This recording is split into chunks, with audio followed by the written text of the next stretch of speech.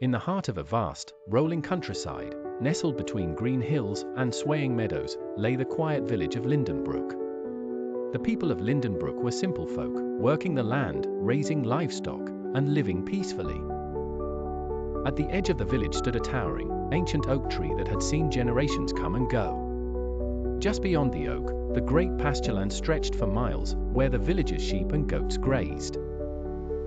Among these villagers was a young boy named Ethan. He was a spirited, mischievous child with wide eyes and a wild imagination. He loved the countryside, the trees, the streams, and, most of all, the animals.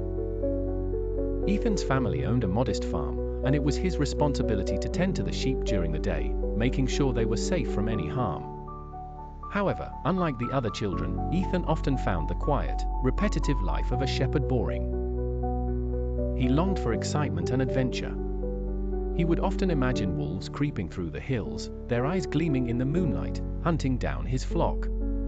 Ethan's daily routine was a quiet one. He would wake up with the sun, gather the flock, and lead them to the hills for grazing. The elders of the village warned him about the importance of being watchful and attentive, especially since the hills were home to wolves. One afternoon, after a long, uneventful day, Ethan decided to amuse himself.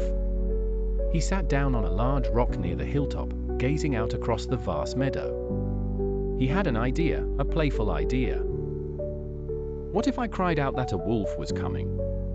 Surely the villagers would come running to my aid, he mused with a grin. I could have a little fun. Ethan knew that there had never been a wolf near the village in years.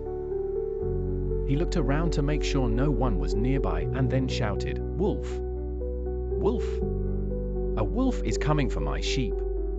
The cry echoed across the hills, and Ethan stood back, waiting for the villagers to rush to his aid. A few minutes passed, and then, from the village below, he saw a group of farmers, their faces filled with alarm, running toward him. The village blacksmith, Farmer Thomas, and even old Lady Eleanor came rushing up the hill. When they reached the boy, panting and out of breath, they asked, "Where is the wolf, Ethan?" "Where is it?"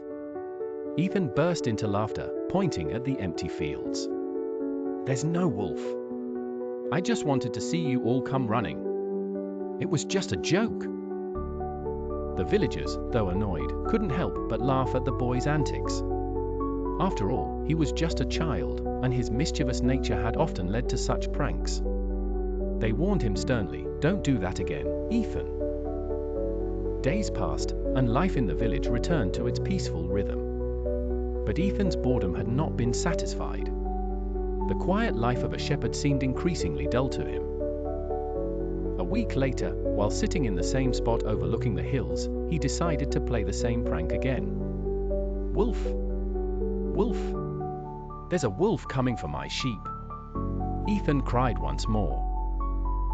As expected, the villagers heard the shout and quickly came running, once again breathless with fear. But this time, something was different. When they arrived, they found only Ethan standing with a mischievous grin. Farmer Thomas frowned, his patience wearing thin. "Ethan, this is the second time. You've fooled us twice. Don't think you can keep doing this." "I'm sorry," Ethan said sheepishly, though the gleam of mischief was still in his eyes.